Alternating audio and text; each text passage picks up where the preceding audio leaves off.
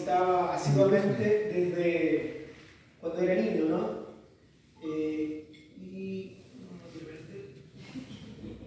Ahí. Pero me escuchan si yo hablo fuerte, ¿no? Bueno, por lo tanto es un museo que yo conozco y en realidad solo no conocía esta nueva presentación. Pero me encontré con la tortuga que vine a estudiar para allá en el año 94 más o menos, para justamente uno de estos capítulos de este libro que incluye a las tortugas marinas de Chile. ¿Bien?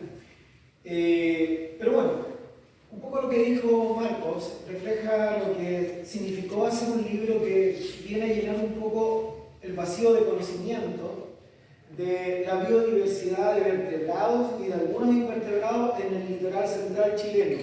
Esto es decir, más o menos desde Navidad, Matanzas y Chilemo por el sur hasta Quintay por el norte. Ese es el área que abarca este libro. Sin embargo, es parte de nuestra región de Valparaíso, escapa más allá de los límites de lo que sería la provincia de San Antonio o el litoral de los Poetas, y sin embargo hay registros que en el caso de los cetáceos llegan hasta Zapallar, Quintero, ¿cierto? Valparaíso mismo, Viña del Mar. Es un poco lo que vale. Hoy en la mañana estábamos en una entrevista en Canal 13 justamente hablando sobre los delfines, y ahí uno se da cuenta de la necesidad de información que hay de la gente en nuestro país sobre los delfines. ¿Son toninas las que tenemos en Chile o son delfines? Si son delfines, ¿cuántos hay? ¿Por qué le llamamos toninas? Bueno, esas son algunas respuestas que da el libro.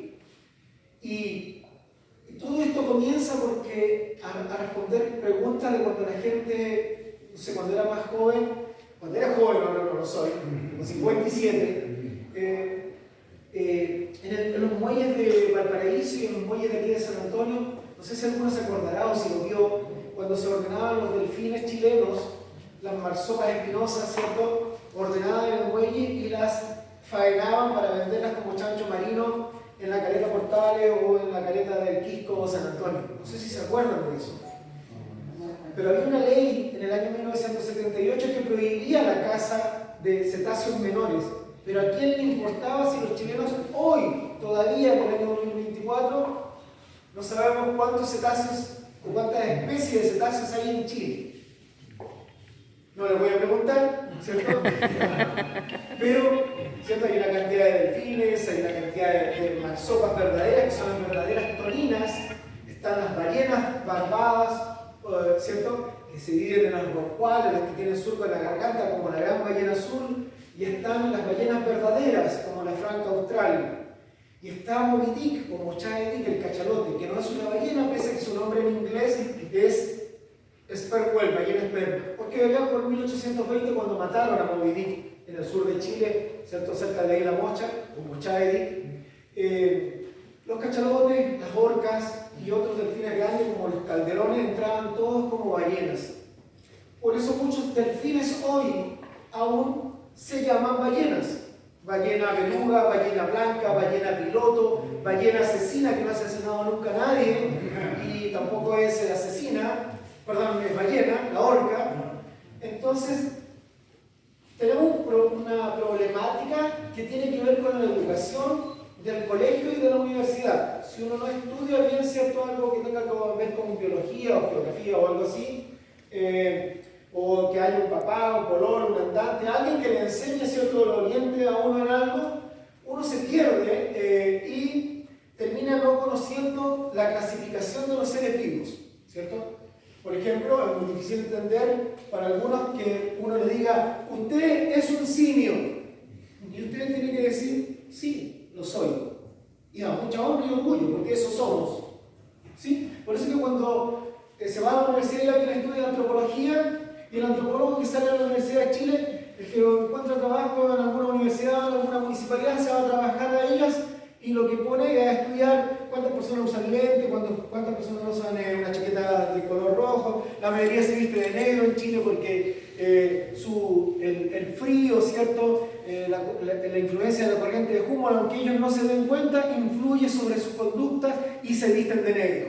Una conducta de este americano del sur que es diferente al venezolano, ¿cierto?, al ecuatoriano, que se viste de amarillo anaranjado. Este se viste de negro. pero no se da cuenta que es la corriente de Humboldt la que está influyendo sobre él, sobre su conducta psicológica. ¿Sí?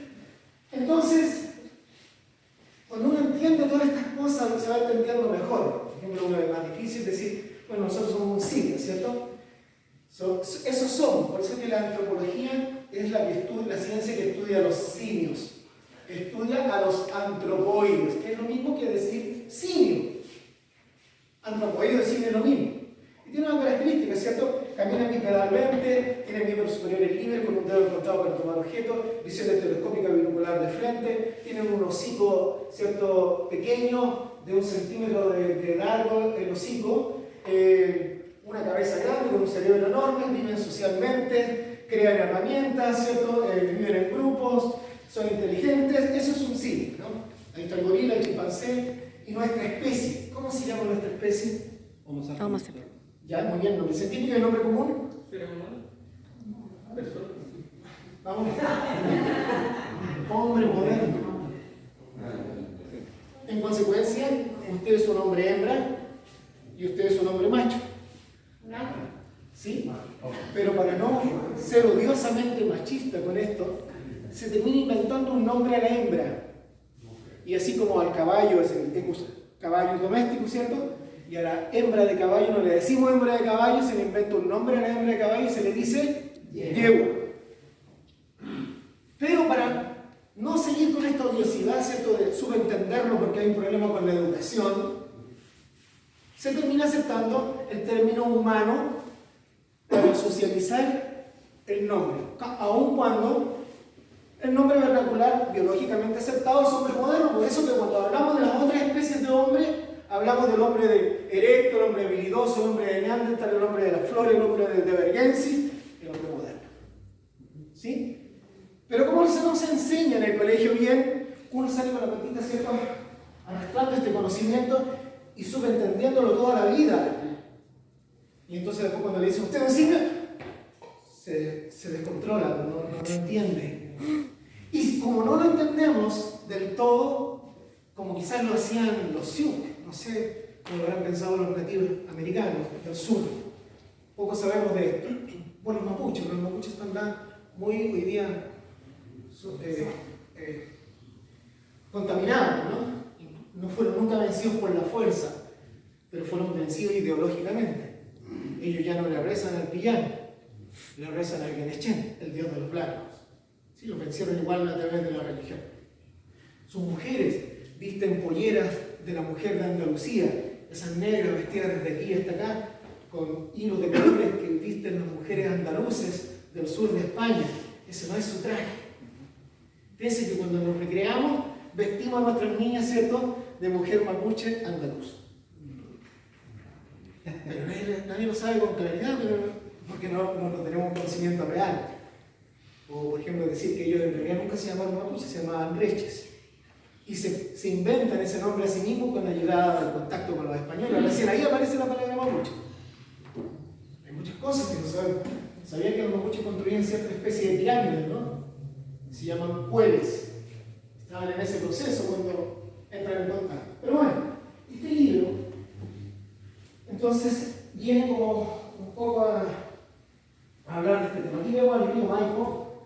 Les voy a mostrar esto porque en realidad lo vemos inundando desde la ribera sur hasta la ribera norte. Esto pasa cuando llueve mucho con el fenómeno del Niño, ¿no? Pocas veces vemos el río Aconcagua, ¿cierto?, y el río Maipo en estas condiciones de inundación total de la caja hidrográfica. Pero eso pasa, por eso es que no se debe construir en la ribera de los ríos. Y en el río Maipo hay una particularidad: los indígenas yoyeo, cuyas restos de cerámica yoyeo se encuentran aquí también en este museo, incluso algunos de allá de yoyeo mismo, aunque los yoyeos vivieron entre el río Aconcagua y bastante más al sur de Tahuatahua. Ese es el área de distribución del pueblo yoyeo. Pero los que vivían en la ribera norte, hace 1000 años, vivían en tierras que no se inundaban. Es inteligente, o sea, ya con todos los tsunamis que han habido en 1000 años, ellos vivían en la ribera norte y no en la sur, que sí se inundaba. Es interesante. Bueno, el libro San Antonio Salvaje, luego difícil ponerle el nombre, Como yo soy de San Antonio y la provincia se llama de San Antonio, porque cuando uno va a San Antonio, en esta región de Valparaíso, ¿cierto? No se le olvide que la provincia más austral es la provincia de San Antonio, y que es la única que se caracteriza porque tiene 6 comunas, y las 6 comunas tienen un frente costero. Es la única provincia de la región nuestra de Valparaíso que todas sus comunas tienen costa. ¿Sí? Las otras no. Algunas son más mediterráneas. Aunque en estricto rigor, la FAO dice que si hay humanos viviendo en la región, hasta 180 kilómetros tierra adentro, esas personas son costeras. Eso deja a los santiaguinos siendo costeros. En ese caso, en estricto rigor. ¿Ya? Bueno, así que lo pusimos San Antonio Salvaje, no por San Antonio como ciudad, sino por la provincia, por el litoral central. Más o menos como para tener un nombre. Y no quiero enredar con esto, pero hay 4 San Antonios. Cuando uno está en San Antonio, y está en Llolleo, y está en Barrancas, ¿cierto? Uno toma un colectivo o un microbús hacia el norte y dice voy a San Antonio. Pero estando en Barrancas y en Llolleo está en San Antonio. La explicación es que usted va al casco histórico, al sector donde se originó la ciudad, donde está el puerto. Ese es el sector San Antonio. Y como sector tiene el sector San Antonio, el sector Barranca y el sector Llolleo, y esos 3 forman la ciudad de San Antonio. 2 San Antonio. Pero si a San Antonio como ciudad le agregamos los satélites urbanos, Leida, Malvilla, Huinca, Cuncumén, no sé, se me olvidan otros, ¿cierto? Tenemos la comuna de San Antonio, 3 San Antonios. ¿Y qué es la capital de la provincia de 6 comunas que se llama provincia de San Antonio? 4 San Antonio. Les juro que hay sanantoninos que no tienen ni idea de esta conformación que yo les acabo de dar. ¿Ya? Y ahí parte que ahí nos podemos dar cuenta del desconocimiento que tenemos a veces de donde mismo vivimos. ¿Bien? Y San Antonio, por ejemplo, pasa de todos lados. Bueno, ahí estaba la provincia de San Antonio, estaba el Garrobo, ¿cierto? El Pisco, el Tabo, ¿cierto? ¿Qué más sigue? Cartagena, San Antonio y Santo Domingo. Tenemos entonces que Santo Domingo es la comuna más grande, ¿cierto? Y rural de la provincia de San Antonio. Y esa es la capital, San Antonio. Ahí está el río Maipo y acá está el río Rapel. 2 ríos tiene la provincia de San Antonio. Y subsiste toda su población de toda la provincia, en ese caso, a través del río Maipo. Sin el río, sin ese potente Dios, no hay carrete, no hay nada, ¿cierto? Sin el Maipo, no hay nada. Bien. Entonces se nos ocurrió empezar a llenar estas vacíos de conocimiento con distintos temas, pero principalmente a través de la creación de las colecciones. Las colecciones en los museos son muy importantes porque nos permiten saber qué es lo que había en el pasado, cómo evolucionaron según las especies modernas, qué grado de parentesco tienen. Si alguien quisiera revivir alguna especie en el futuro y hay genética en las pieles de algunos animales que se perdieron sus poblaciones, hoy día estamos pensando en revivir el mamut, por ejemplo, o el tilacino, el lobo de Tasmania, en Australia, ¿no? Gracias a las pieles conservadas en los museos. Gracias a pieles de museos se han descubierto especies que lamentablemente ya no las conocimos, y las conocimos solo a través de pieles porque se extinguieron ya. No están. Son muy importantes. Entonces, por ahí empezamos a darnos cuenta que, por ejemplo, aquí está Jairo. ¿Son todas la misma especie? Claramente no. Hay 3 especies diferentes. ¿Sí? Entonces, ¿qué conocemos? Si, por ejemplo, en la región de Valparaíso tenemos 1800 especies de peces conocidos. No les voy a preguntar, pero ¿cuántas conocen ustedes en 1800? Alguno me dirá el congrio. Ustedes estaban viendo el congrio delante y taxidermizado. Pero ¿cuál congrio, cierto? Porque está el congrio de profundidad, el congrio dorado, el congrio negro y el congrio colorado. Lenguado. ¿Cuál lenguado? El de profundidad, el de ojos chicos, el de ojos grandes. ¿Sí? Merluza. Cuando uno pide merluza, en estricto rigor uno debería pedir merluza austral, merluza de regaleta, merluza española, merluza común, merluza de cola. Con suerte sabemos que se llama merluza. Y cuando pedimos peces de espada, más encima le llamamos erróneamente albacora. cuando en realidad la albacora es un atún de aleta amarilla. Chile es el único país que le llama erróneamente albacora al pez espada. Si usted dice albacora en España, le van a servir atún de aleta amarilla. De hecho, su nombre científico es Tunus albacares. Tenemos un desconocimiento muy grande de nuestra fauna, que estamos perdiendo, pero tenemos personas y grupos que han comenzado a trabajar hace algún tiempo en esta defensa. Bueno, como ven, comencé a hacer harto rápido. ¿Por qué tengo el pelo largo ahora verán ustedes? Porque cuando era joven no me tomaba en cuenta nadie, como buen joven. Entonces dije, voy a poner el pelo largo en honor a los guerreros antiguos, porque yo considero que soy un luchador. Y como salvaba a los animales, era un guerrero. Y el símbolo de los guerreros antiguos era su cabello largo. ¿Sí? Después, con el uso de los cascos, como se empezaron a cambiar, proliferaron los piojos. Y por eso que se empezó a cortar el cabello de los soldados, solamente por la proliferación de piojos. Pero este era el símbolo de los guerreros. Hoy día, cualquiera usa el pelo largo y no sabe por qué. Usan 3 aros en la oreja y tampoco saben por qué. Y 3 aros, ¿cierto? Aquí, la hermandad de la Costa lo sabe, se usan, ¿cierto?, por haber atravesado los cabos principales del mundo en pelo. Esa era la razón. Hoy día usan por cualquier cosa. Bueno, sigamos. Pues alguien me pregunta, antes de que me pregunte, ¿por qué se inicia todo esto? Bueno, no es lo mismo, pero yo, por ejemplo, nunca mamé leche materna humana. Mi mamá tenía problemas con sus senos y me daba un arreglado, esa era, con un chupete de café en una botella de Coca-Cola. Sí, pero había una perrita a la que se le murieron sus cachorros. Era una mezcla de pastor alemán con poli, o sea, grande y de hocico largo. Acuérdense que esto es el hocico, también llamado rostro. Cuando uno ve mucha tele, a los presentadores de la tele y a las caras bonitas se les dice rostro. Y ahí agarramos papa, uno escucha hirientemente, para mi oído por lo menos, decirle rostro a la cara, cuando son cosas distintas.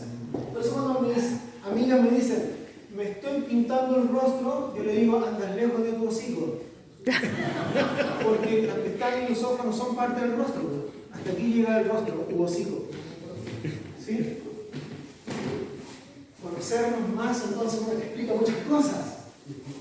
¿Ya? Bueno, entonces esta perrita de hocico largo se la arreglaba, parece, porque nadie la vio, saltar casi 3 metros a una ventana, la abría, saltaba dentro de estos corrales de madera, me tiene que haber tomado con sus colmillos, ¿cierto?, entre los colmillos, como toman sus cachorros, y volvía a saltar de vuelta y se metía a una madriguera en el suelo. Mi mamá fallecida, ¿cierto?, ella era la única que me podía sacar del cubil. Y se tomó una mala decisión después de casi 7 u 8 meses, donde la mataron porque atacaba a los demás que querían acercarse a mí. Desde entonces siempre estoy asociado a los perros porque su olor es muy importante para mí, me calma más que el olor de una mujer. ¿Sí? Porque es la impronta de la cría. ¿Sí? Por lo tanto, si uno pregunta de dónde viene todo esto, quizás de allí. Soy 7 vecino porque mi madre se asustó al ver una culebra grande de cola larga, nací antes, ¿cierto? Bueno, y quizás no soy enfermizo por esa leche del cariostro del perro. Me ofrecieron nodrizas humanas, pero siempre las rechacé. Así que la única leche materna que mamé es la de un perro. Así que así empieza toda esta historia. Viviendo siempre cerca de los pescadores, tratando de entender que llegaban los tiburones, y los pescadores decían, no, estos no son tiburones, son primos de los tiburones, decían los pescadores. Y hoy todavía uno se lo escucha. Y en realidad era una resistencia a tratar de creer que en Chile no había tiburones, cuando en realidad tenemos 50 especies diferentes. 17 de ellas viven entre Valparaíso, ¿cierto?, y San Antonio. 17 especies diferentes, incluyendo algún registro escaso del tiburón blanco. En el año 91 parte un centro de rescate de fauna silvestre que se oficializa en el 96 y es el tercero creado en Chile después de CODEP y Aves Chile. A través de este centro empezamos a recibir muchos animales de Viña del Mar, principalmente de Viña del Mar, de Valparaíso, de Melipilla y de todo el litoral central, porque no había en otros lugares. Por lo tanto, este pequeño centro recibía una enorme cantidad de animales heridos por los cazadores principalmente. Cuando eso se detecta, ¿cierto? Se atrae a 16 jóvenes que tenían que ser valientes, rápidos para correr, bueno, para andar a caballo, para poder perseguir a los cazadores. Y se viene aquí, por ejemplo, a la feria de Valparaíso a decomisar las jaulas con pájaros, ¿cierto? Se va a Casablanca, se limpian las casas de jaulas tramperas, se empieza a perseguir a los cazadores en Melipilla, ¿cierto? Se va a los Pontes de Piedra, a distintos lugares a hacer estas limpiezas. Muy raras por lo demás, porque era un momento en que nadie controlaba nada. Existía el CITES, la Convención Internacional sobre el Comercio de Flora y Fauna Amenazada, CITES, suscribida por Chile en el 74, ratificada en el 75, pero en los 80 y los 90 nadie la conocía, ni los carabineros, ni la aduana, ni los jueces, ni nadie la aplicaba. Por lo tanto, era un chiste tratar de hacer entender a los jueces, primero, el juzgado de policía local, de letras, del crimen, y ahora a los nuevos que suponíamos que iban a barrer bien, pero tampoco barrieron bien. Entonces, y había que entender las leyes, la 14602, la primera ley que databa del año 29, el decreto supremo 133, la ley de caza actual 19.473 y su reglamento, aprenderse alguna y otra vez de nuevo, para tratar de, y como decía Marcos, con un carnet, ¿cierto?, de mostrar a una persona que a veces disparaba al aire cuando uno se estaba acercando, ¿cierto? O salirlos persiguiendo para rodearlos, o perseguirlos en caballo para que se asustaran, ¿cierto?, y pudieran escapar. Pero ya con miedo era más fácil atraparlos, siendo 1, 2, 3, 4 de nosotros y hasta 25 o 30 de ellos a veces juntos. Entonces la sorpresa era vital, había que entrenarse a través de los militares, mimetizarse, ¿cierto?, y saber hacer el acecho para poder rodearlos, porque había que ser rápido, pero había que tener personas valientes. Con todo eso, 31 años persiguiendo cazadores, es obvio que uno va aprendiendo cosas que otros no están imposibilitados de aprenderlas, porque uno va a las madrigueras, a los lugares de caza, donde se reproducen, etc.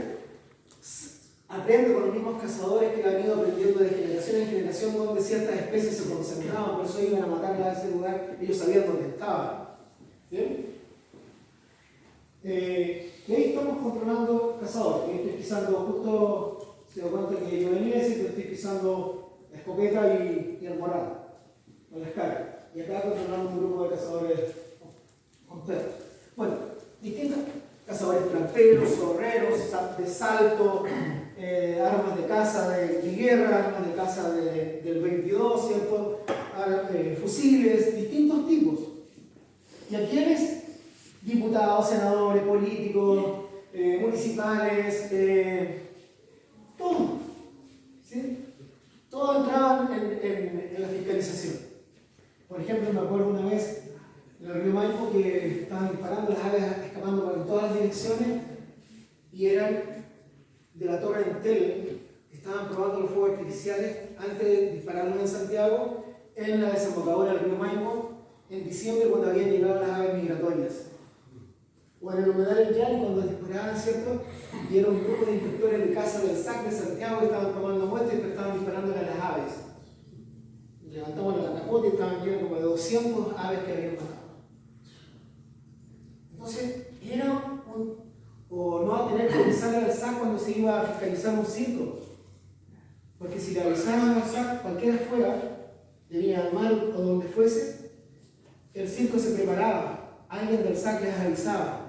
Entonces no había que avisarle al SAC. Y los aliados eran los museos de historia natural, porque si incautaban animales taxidermizados, para no dejarlos retenidos al traficante o al vendedor, se entregaban en el Museo de Historia Natural más cercano. Y ahí ya era imposible recuperarlos. Bueno, triquiñuelas que había que tener para hacer. Se quemaron más de 16.000 jaulas tramperas toda esta zona, para atrapar jilgueros, chirigos, covetocinos, yales, tencas, plateros, roicas, chincoles, tordos, mirlos, etc. ¿Sí? Por lo tanto, si son 16.000 jaulas quemadas, traten de estimar cuántos miles de aves logramos salvar. ¿Sí? Porque no se queman con el agadero, obviamente que la liberamos primero. Para que por ley no se retuvieran en manos del cazador y un juicio que podía durar 8 meses, con un carabinero, ¿cierto? Íbamos y levantábamos un acta de liberación en un lugar adecuado. Por lo tanto, cuando ya llegara después, ¿cierto?, la normativa, ya las aves estaban libres hace mucho tiempo, pero dejárselas al trampero era para que las siguiera vendiendo una y otra vez. Era como dejarle una niña violada al violador para que la siguiera violando una y otra vez hasta que llegara a la justicia. Había que crear esas triquiñuelas. Un periodo muy interesante, incautando pumas, ¿cierto?, osos de anteojos, cuando suponemos que no teníamos osos de anteojos, que llegaban a los circos y tenían el permiso, los osos, decía Ursinus americano, oso negro, cuando en realidad era un llamado todo el oso negro o el oso de anteojos sudamericano, el único oso sudamericano. Me lo contaba Zach, no, si no hay oso, pero si estoy diferente a 2 osos en una jaula. O sea, los fiscalizadores no sabían qué es lo que estaban dejando de entrar. ¿Sí? ¿Se acordarán que hubo 16 elefantes en los circos chilenos? ¿De dónde están? ¿Dónde murieron? ¿Sí? Sabemos de 2, nada más los últimos 2. Bueno, el libro explica un poco eso de los elefantes también, qué pasó con ellos. Creamos zonas prohibidas de caza, en este caso de 40.000 hectáreas para proteger el ecosistema humedal del Yaqui, que tiene 11.000 hectáreas y solo 520 hectáreas protegidas como reserva. 520, el humedal más importante de Chile Central, el único mediterráneo de este tipo, con 18 cuerpos de agua, y no está protegido del todo. Entonces, como una forma de protegerlo, se creó una zona prohibida de caza. Hoy día, el río Maipo ha estado en la mira. Aquí tenemos la escollera, ¿cierto?, de construcción, para evitar que el río siguiera saliendo hacia el norte y molestara la construcción del puerto de San Antonio. Por mucho tiempo se quiso abrir el río para que los barcos entraran aquí. Por lo tanto, hubo que tener una defensa férrea para que eso no pasara. 27 años pasaron y eso ya no va a ocurrir. Sin embargo, va a haber probablemente un poder que sí podría afectar este lugar. Este que está aquí se llama Barra, por si acaso. Dice que los ríos salen hacia el norte por la fuerza de Coriolis, que hace que, ¿cierto?, las aguas se enrosquen. ¿Hacia dónde? ¿Ah? ¿En el sentido remoto? ¿Cómo va bien? En el sentido remoto. ¿Bien? Por eso es que vemos que la Concagua, en los esteros, ¿cierto?, tienden a salir y hacen un meandro, un giro hacia el norte. ¿Bien? Entonces, cuando uno entiende todas estas cosas en la naturaleza, entiende que esto es un estuario, ¿cierto?, que los ríos se secan en algún momento porque el agua del río pareciera dejar de salir y aparecen estas islas, y es simplemente porque o ha llovido poco y porque con la baja marea el mar se retira. 6 horas después el mar entra y el río parece llenarse. Si uno no se da cuenta en toda una vida que puede pasar, no se da cuenta que el río tiene 4 cambios en el día. Y eso es lo que llaman estuario, porque estas aguas son salobres. ¿Sí? Entonces, uno entiende por qué llegan las aves migratorias a este lugar y no avanzan tierra adentro, en el río encajonado, sino se quedan en este lugar porque es más rico en alimentos. Y hay peces semianálogos del mar que entran cuando entra la alta marea, depositan sus huevos, sus alevines, si son vivíparos o vivíparos, o según el tipo de reproducción, y los pequeños están ahí, por eso hay alimento para las distintas especies de aves. Pero eso se aprende con el tiempo. Uno con el tiempo va caminando y se atraviesa un ave aquí, ¿cierto?, por el, ¿cómo se llama esto? Tiene un nombre, esta fase, y uno no necesita mirarla para saber que por la forma que pasó, ya uno identifica qué es lo que podría ser.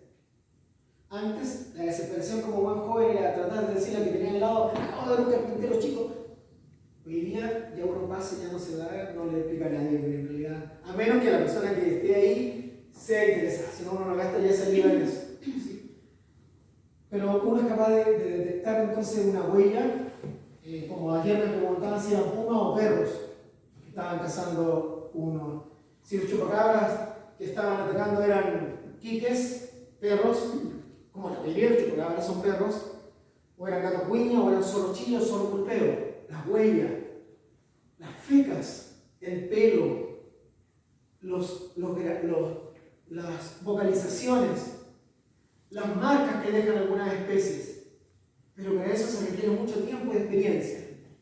¿Sí? Antes de ayer, a las remadoras rosas allá en el Tricao, sur de Santo Domingo, el porfía decía, mire que son bayas de espino, acá se acaba. No, son fecas de coipo. Sí, le ha puesto $1.000.000, se lo deberían haber costado. Entonces agarró una caca del coipo y se desarma inmediatamente cuando uno la toma. Son parecidas. Entonces, como uno ve cosas que a veces uno va a una plaza, ¿cierto? Y ve verde. Pero uno ve si hay especies nativas o no, si son nativas de la zona o no lo son. Si uno va a un bosque nativo que todos queremos defender y ve árboles de este volado como diría un campesino, se da cuenta que hace 50 años ese bosque fue quemado. Porque deberían haber árboles de unos 500, 600 años de edad que no están. Y si ellos no están, uno se da cuenta que ya no hay copigo, no hay nalca y faltan muchas especies para que el bosque sea frondoso hoy día. Uno se da cuenta, con pena, que igual es un renoval de hace 50 o 40 años. Y que por lo tanto faltan varias especies que ya no las vamos a ver. Entonces cuando uno, es un poco dificultoso esto, porque en realidad uno va viendo tantas cosas y aprendiendo a cada momento, todo el tiempo aprendiendo de las personas, de los campesinos, de los arrieros, etc., todo el tiempo aprendiendo, llega a ser desesperante ver esos daños en la naturaleza hechos por nosotros mismos. Y que hay muy poco hoy prístino. Muy poco. ¿Bien? Por ejemplo, tenemos una especie, el libro que habla de los delfines. ¿Alguien conoce cuál es el delfín endémico de Chile? Imagino que sí.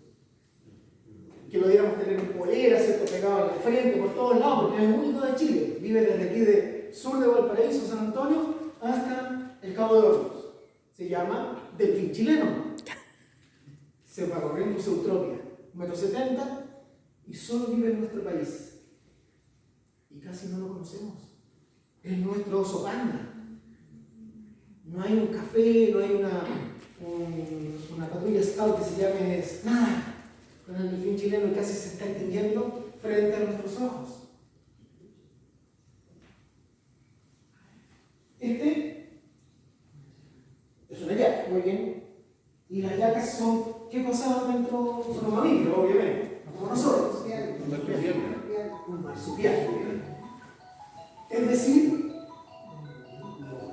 no son un roedor y por lo tanto, aunque se parecen, tienen varias características diferentes, ¿cierto? Ojos preparados para la noche, nocturnos, y grandes orejas, pabellones auriculares para detectar los sonidos de los insectos y invertebrados que cazan durante la noche. Es insectívoro. Y si la cola está gruesa, ¿cierto? Ha guardado energía suficiente como para sobrevivir al invierno cuando entran en estados de torpor temporales según el frío que hace. Si no tienen esa energía resguardada en la cola, se mueren en el sueño. ¿Y por qué no va a comer? Porque un bosque fue quemado, porque tuvo que arrancarse del lugar donde vivía, ya no tiene una madriguera, y eso pasa tras cada incendio. Fíjense en el último incendio de aquí de Valparaíso. ¿Cómo llamaban los indígenas a Valparaíso? Animal, que significa la tierra que se quema. Porque como son acantilados costeros, cada vez que seguramente prendían una fogata en la playa, se les prendía la fogata para arriba, por la ladera hacia arriba. ¿Y quiénes le pusieron esa palabra en Mapudungún a este lugar? ¿Qué grupo indígena fue? Los picuinches es una mala palabra. ¿Había un mapuche aquí? No. ¿cierto? También llamados picones o mapuchoes. Hablaban en mapudungún, pero aquí nunca hubo mapuche. Los mapuches, los primeros que entraron, los trajo Lautaro en 1541, cuando tratan de matar a Lautaro, a Pedro Valdivia, no alcanza a llegar aquí a la zona central, y como empieza a quemar las aldeas de los Aconcagua se infiltran en el campamento del Efraú y lo terminan matando. Y ahí nos damos cuenta que son diferentes, hablaban la misma lengua, ¿sí? Por eso es que estamos llenos de nombres dados por ellos. Melipillán, Yoyeo, no sé, Aconcagua, ¿cierto? Etcétera. La palabra Aconcagua es muy interesante, tiene muchas partes. Habla del maíz, habla de la tierra, habla de varias cosas. Bueno, ya. Vamos a ver. El wing, ¿cierto? Que significa veloz. ¿Sí? Ahí está, por diferente. Los quiques, los zorros chiles, ¿cierto? Conocer estas especies. ¿Cuántos zorros tenemos en Chile? 3. ¿Y cuántos viven en la zona central? 2. Probablemente los 3 vivían aquí, no lo sabemos, porque ahora hemos encontrado restos de vudú en los enterratorios indígenas Aconcaguas, en Santo Domingo. Por eso que los nativos hablaban de Bucalemo y bosques grandes, bosque grande, Pichilemo, pequeño bosque. Habían ciervos de bosque. Probablemente también estaba el zorro chilote, que hoy día sabemos que tiene registro en Valdivia y más al norte de Valdivia. Pero como ya no hay bosque, probablemente antes alguna vez creíamos que solo estaba en Chiloé, pero ahora sabemos que es continental también. Quizás estaba hasta esta zona, no lo sabemos. ¿Y esto lo conocen? En 1901, el último registro de piuchén o vampiro es registrado aquí en unas cuevas al norte de Valparaíso. Y hasta hoy en la literatura, aún científica, citamos al piuchén o vampiro para Valparaíso, cuando en realidad el último registro de Valparaíso donde alguien los vio fue en 1901. Se sigue citando en esta región. Sin embargo, la población registrada y estudiada está en Coquimbo, la más austral. Pero estando en el islote Cupuya, que se describe que en el libro, el islote Cupuya que está frente a Matanzas, en las colonias de lobos marinos en el día volaban unos murciélagos. Los murciélagos volando de día sobre los lobos marinos son vampiros. En un islote. Los buscamos y ahí estaban. Se extinguieron en toda la región de Valparaíso. No hay colonia. He rastreado, aunque suene chistoso, cuánta cueva hay en la región. Las famosas cuevas de los piratas, porque los piratas nunca han estado en esas cuevas, ¿cierto? Pero todas se llaman cuevas de piratas. ¿Sí? Y los encontramos en la región de O'Higgins. Una población completamente aislada. Y la pista nos la dio un mapa del IGM de una localidad que decía Picuchén, nombre dado por los nativos al vampiro. Ahí tenía que estar. Y estaba. Lo encontramos. También viene aquí descrito, por supuesto. Bueno, y este es un roedor del Pleistoceno, que vivió con los mastodontes, ¿cierto? El coipo.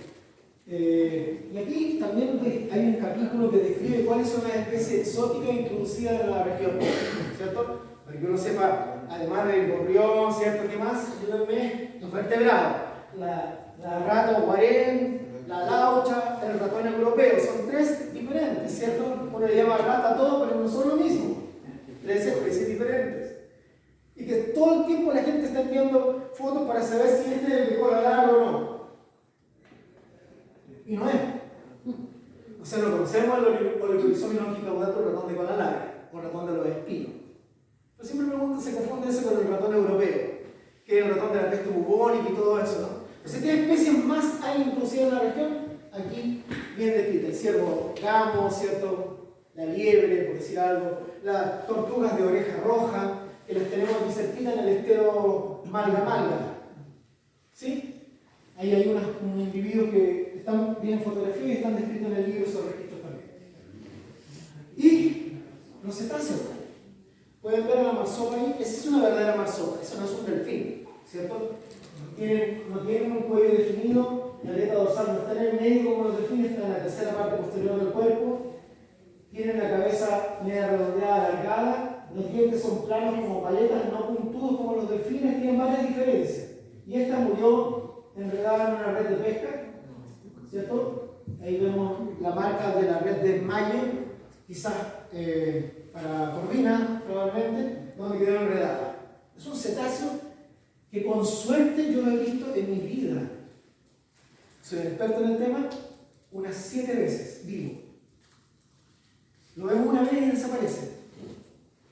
Lo conozco por cientos de registros muertos. ¿Sí? Y el tráfico de fauna. Recuerden que esta tortuga, la tortuga terrestre argentina, el nombre científico es Chelonoidis chilensis. Porque Hilbert, el naturalista francés, cuando la encuentra en Santiago, le pregunta a los chatos ahí y nadie le responde de dónde era, entonces termina describiéndola como tortuga chilena. Pero en realidad era de Argentina. O sea, desde 1700 y algo ya la veníamos traficando de Argentina como mascota para Chile. O sea, ¿quién la ayudó a distinguir? Nosotros. Chilito. Ya. Y aquí ayudando a los animales, se fijan distintos animales, sacándole los anzuelos, viene lo que produce los hilos de volantín. ¿Sí? Entonces que siempre retirar los hilos de volantín. Sea curado o no curado, los hilos se retiran igual. Y no se elevan en humedales, en bosques, porque si caen, donde más daño va a ser en las aves acuáticas, como sus brazos están transformados en alas, no se los pueden sacar. Entonces cuando los empiezan a comer entre la vegetación, lo único que hacen para poder sacárselo es seguir comiéndoselo, así, hasta que ya se rellena el estómago y ya saben lo que pasa. Así mueren. Es terrible el hilo de volantín. O saber que el loro ticahue, ¿cierto? Los últimos 2 ejemplares que existieron en la región de Valparaíso vivieron en el estero Maitelahue, en la ex lorera de Mostazal, al sur de Santo Domingo, 1 kilómetro al norte del río Rapel. Y también en el estero de Tricahue, o Tricao, ¿sí? Tricao, Tricahue, hue, lugar, trica, loro. Hue, lugar del loro. Ese fue el último ejemplar encontrado vivo, ¿cierto? Lo decomisamos, vivió un tiempo en Codef, en el Manzano de Santiago, y finalmente falleció. Pero los últimos 2 libros los mató una pareja de jóvenes pololos con rifle a bostón en diciembre de 1985. Eran de Santiago los jóvenes. ¿Sí? Y se extinguió esta lorera que vivía ahí en el acantilado costero, la última lorera del loro tricahue costero de Chile y del Pacífico suroriental. Bueno, íbamos estudiándolo de distintas maneras para obtener datos, vienen medidas de algunos ejemplares. Esto está hecho en un vocablo simple para que lo pueda leer un estudiante, una persona neófita en el tema, también un estudiante, un naturalista, que hay pocos hoy, muy pocos, alguien que fotografía aves y se autodenomina naturalista. No es un naturalista, es un fotógrafo de aves. Yo me llamo naturalista porque no porque yo me puse naturalista, sino porque mis otros me reconocen como tal. Es la manera en que uno se define. ¿Y qué hace un naturalista? Bueno, puede haber estudiado algo o no puede haber estudiado, pero sabe algo de geografía, de fauna, de oceanografía, de barcos, de aviones, de guerra, de historia de Chile, de historia del mundo, de oceanografía, de climatología, de botánica, de entomología, de crustáceos, de evolución, de dinosaurios, de mamíferos primitivos, ¿cierto? De la evolución del hombre, de nosotros como hoy, de las tribus indígenas, de criptografías, de cerámica indígena, de arqueología, ¿cierto? Son muchas cosas. ¿Cómo se llega a eso? No lo sé. Hay que ser bueno para el dibujo y tener buena memoria. Pero ya no quedamos muchos, porque hoy día cada vez hay especialistas que saben mucho, pero cada vez de menos. Si sabe de peces de profundidad, solo de peces de profundidad y no de los peces marinos de la superficie y menos de los peces de río. ¿Sí? Por eso que ya casi me queda naturalista, que sabe de reptiles terrestres, pero no sabe de tortugas marinas, o de las serpientes marinas, o de los reptiles, por ejemplo, un esperito de aduana. Yo no me puedo equivocar cuando aduana me llama, ¿cierto? Y tiene un cargamento de algo y tiene pieles de animales. Me sirvió mucho de niño el libro Fauna de Félix Rodríguez de la Fuente, porque mi mamá mientras me daba, ¿cierto? Después cuando ya la leche ya era más grandecita, 5, 6, 7 años, la leche estaba preparada en Coca-Cola con chupete grande de café, ¿cierto? Leía a Félix Rodríguez de la Fuente, la enciclopedia Salvat Fauna, que todavía la conservo. Y vaya que me sirvió para distinguir al maracay del tigrillo, del ocelote y todo eso, y cuando veo las pieles ya las puedo distinguir fácilmente. O los cocodrilos, que son tan raros de distinguir. Entonces, tiene que ver con eso. Y ahí uno tiene que no equivocarse porque le dice, ya te comiste, ¿cierto? Incaute. Ya estas no, porque estas no están protegidos, tienen que conocer cuáles animales están protegidos por el sitio y tienen que actualizarse. Es bien interesante, ¿son fósiles o no son fósiles? ¿Son recreaciones de fósiles? ¿La mitad de un fósil y el resto está tallado en la roca para simular el fósil? El ojito que hay que tener, ¿cierto?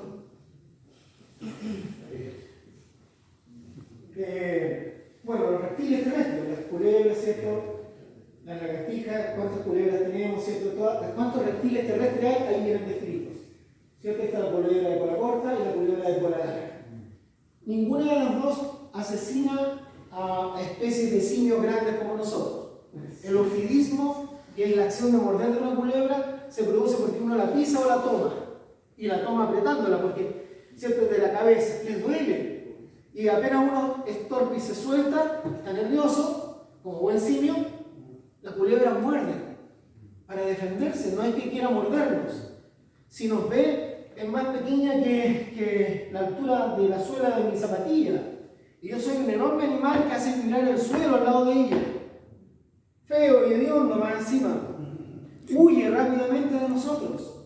Pues nosotros somos un animal hediondo. Las hembras menos que nosotros, por si acaso. Para tratar de ocultar nuestro olor nos duchamos casi todos los días. Algunos. Y duchamos menjurje de todo tipo, con el que somos más hediondos para ellos. Y evidentes. ¿Sí? Porque si uno no se lava en ciertas partes, en 2 días ya está fétido. Y un perro y un gato no se lavan en 1 año y están perfectos. ¿Se fijan quién es más hediondo? ¿Ya? Eso hay que mirarse de otra manera a veces. Las tortugas. ¿Cuántas tortugas hay en Chile? Hay tortugas, son esporádicas. Esta que es la tortuga más grande del mundo vive aquí, está todo el año. ¿Dónde está? Bien, eso se describe ahí. Está estudiada la tortuga de aquí del museo. Que de paso, ¿quién está aquí en el museo? Bueno, vamos a tener que cambiar el nombre a la tortuga. Es tortuga verde y es una tortuga boba. Y aquí está descrita como boba, porque yo la estudié en el 95. Y es uno de los primeros registros de la tortuga boba para Chile, el que está aquí en el museo. ¿Sí? Son difíciles de determinar porque hay pocos especialistas en el tema, si no es fácil. A eso obedece. Miren la rana chilena, el tamaño que tiene este ejemplar. Este pesaba casi 3 kilos. ¿Quién ha visto un ejemplar como ese? Ahí está con la mano porque en ese momento lo incautamos. Hoy día sabemos que hay que tomarlo con guantes, pero en ese momento era circunstancial. ¿Por qué con guantes? Porque estamos llenos de bichos en las manos nosotros, súper sucias, y le transmitimos todo tipo de enfermedades que nos pueden matar rápidamente. No es al revés. No es al revés. ¿Sí? El sapo de Rulo, ¿se acuerdan que decía si le mea la mano se va a morir? No pasa nada. Y este es el sapo africano de garra, distinguido de las especies nativas, ¿no? Esta es una especie introducida. ¿Saben por qué se introdujo en Chile? En Santiago, 74, para poder determinar cuándo una hembra nuestra, una mujer, una dama estaba embarazada. Se le inyectaba óvulos de una mujer supuestamente embarazada, ¿cierto? A la hembra del Cenopus el sapo africano de garra, que es un sapo de origen sudafricano, y si ovulaba, estaba embarazada. Después llegó el pronosticón. Y los sapos africanos quedaron desechados y alguien tomó la decisión, le dio pena y los liberó en el San Juan de la Guada de Santiago, metiendo una especie que vive en un clima mediterráneo en Sudáfrica, donde tiene muchos enemigos, boas, serpientes, cocodrilos, todo tipo que se las come. Y aquí aquí no hay ninguno de eso y prosperó invadiendo Chile central. Y más encima, cuando no hay agua, se entierra en el barro y puede vivir ahí un año hasta que llueva. Y pone 10.000 huevos comparado con los 300 de nuestra rana chilena. Se come las crías de los anfibios nativos. ¿Sí? Y cuando empezó a hacer más en los 90, la gente le empezó a vender bolsitas de agua aquí en la calle Valparaíso, en Viña del Mar. Muchas aquí, en la costanera de Cartagena, ¿cierto? Y en el paseo de Aymar en San Antonio, en bolsitas. Y se le llevaba a la gente, crecían un poco y después la gente las soltaba en cualquier parte y ayudó aún más a distribuirlas. Una especie que usa la noche para trasladarse. Altamente migratoria. Bueno, por cierto, las migratorias también, las distintas especies, ¿cierto? ¿Cuántos cisnes hay en Chile? ¿Cuántas especies? 2, pero una en realidad es un ganso y este es un verdadero cisne. Y se ve si, por la carúncula este es un macho, ¿cierto? Porque es bien pronunciado, como el cóndor. Las hembras la tienen bien suave y pequeña, para determinar el sexo. El dimorfismo sexual, la diferencia entre hembras y machos. Nosotros también. Y las especies de crustáceos. Esta es una jaiba que vive en el río Aconcagua, por ejemplo. Una jaiba de agua dulce. No sé si la conocen. El camarón de Vegas y el camarón del río del Norte, que aparece en el río Limarí y Elqui. Y que su distribución está hasta el río Maipo y Rapel. ¿Sí? Oscoró con sus crías. Este es el ganso, ¿no? Que parece sí. O el cóndor que está embalsamado, ¿cierto? El macho. Ustedes saben que los cóndores parecen buitres, pero no son buitres. ¿Cierto? ¿Y cómo lo hizo para ser buitre? Llamó por teléfono a los buitres logrados de África y le dijo: oye, compadre, ¿sabes qué? Aquí en Sudamérica ya se extinguieron los buitres y falta un necrófago grande que cumpla la función de buitre. ¿Lo llamó por celular?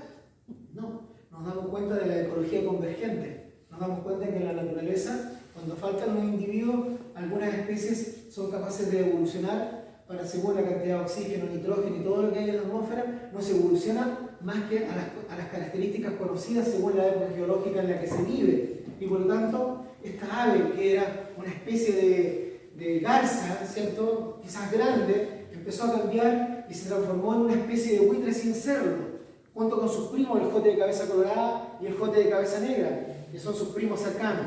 Pero no son buitres, pero tienen la misma forma, alas grandes para poder planear, no gastar energía porque no tienen comida cada rato, ¿cierto? Negros para poder captar la energía del sol y llenar su cuerpo de energía porque no tienen comida cada rato, el mejor olfato de la naturaleza para detectar el cadáver de una ballena desde la precordillera a la costa, o una vista increíble, ¿cierto? Cabeza rapada y cuello también con un anillo para poder meter por el ano o la vagina, ¿cierto? Un animal muerto como un guanaco, la cabeza con un tope y poder desgarrar las tripas hacia atrás con unas patas especiales para poder afirmar un pico poderoso para desgarrar. Pero no pueden tomar una presa como un ave rapaz.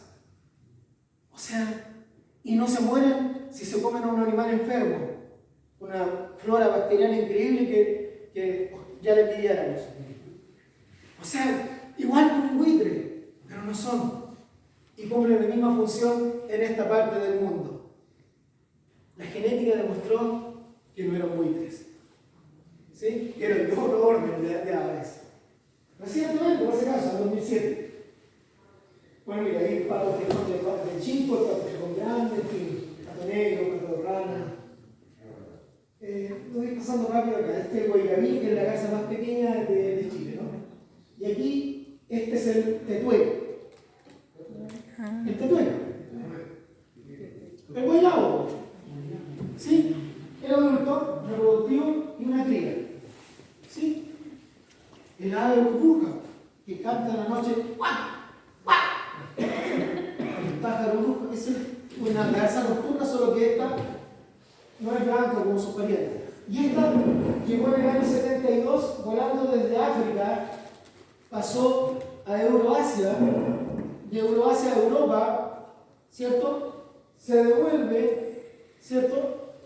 Baja nuevamente a África aparentemente, pasa a Siberia, de Siberia atraviesa el paso de Bering, llega a Norteamérica y en su loca carrera hay ejemplares que han llegado hasta la Antártica.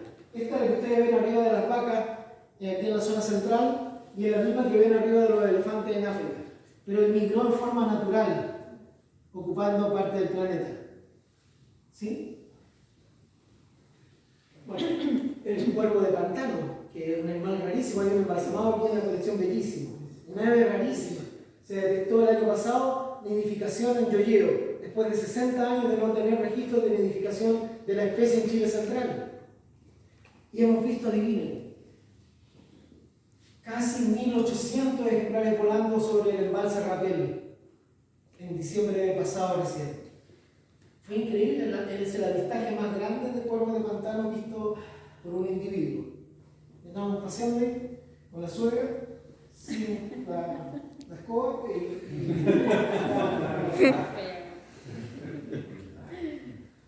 Bueno, miren, el yeco. ¿Esto se llama pato yeco o se llama yeco? Yeco a seca o cormorán negro, pero pato no es pato. El único grado parentesco que tiene con el pato es que es un ave, pero fíjense que tiene un pico ganchudo, alargado, es una ave buceadora, no tiene nada que ver con los patos. Así que el pato yeco nunca más. Y aquí los primos del córdoba, ¿no? A ver, rapaces, bueno, aquí son juveniles, fíjense cómo son de rapaces, que está tratando de meterse a la jaula doméstica. Estos chunchos, perdón, estos son lechuzas, las tres son, esos son machos y esas son hembras. Las bien barradas y cafecitas en el pecho son hembras y los bien blanquitos en el vientre son machos. ¿Bien? Dimorfismo sexual de nuevo.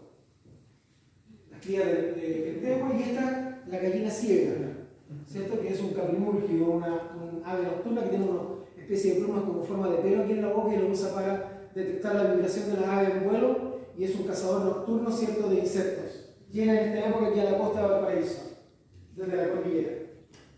Y el fin. A ver si de colores. El libro, para terminar, trata los anfibios, ¿cierto?, que hay en esta región, los peces de agua dulce, para conocer la carmelita, el bagrecito, ¿cierto?, manchado, que no los conocemos casi. Conocemos el pejerrey argentino, no sé, la carpa china, ¿sí? Por lo tanto, describe parte de eso, y por eso dije al principio que llenaba vacíos. Espero con esto, ya lo entregué, ¿cierto?, a varias universidades, a varios museos, para que el libro pueda quedar, ¿cierto?, constatado y sea utilizado. Estas son experiencias que se hacen de forma personal, cuesta mucho conseguir los dineros, y se hicieron 100 ejemplares y quedan solo 10 libros. Hay que hacerlo de nuevo, porque hoy en la mañana, 40.000. En la mañana, ¿cierto?, lo mostré en el canal 13, no sé si alguien vio que estaba hablando de los delfines en la mañana en el matinal del día, yo lo mostré y al rato la gente empezó a pedirlo. No pensé que iba a tener tanto tiraje y que iba a gustar tanto a la gente, porque habla con un lenguaje simple y dije, ¿cierto?, sobre todas estas especies, las ballenas, los delfines que habitan esta zona, los pumas, los registros que hay de ellos, dónde están las últimas palmas chilenas, por lo menos de esa zona, ¿cierto?, de Quintaya al sur, ¿cierto?, dónde están los últimos ejemplares, describe humedales, quebradas y varios lugares interesantes. Algún día haremos quizá otra parte más hacia el norte de la región.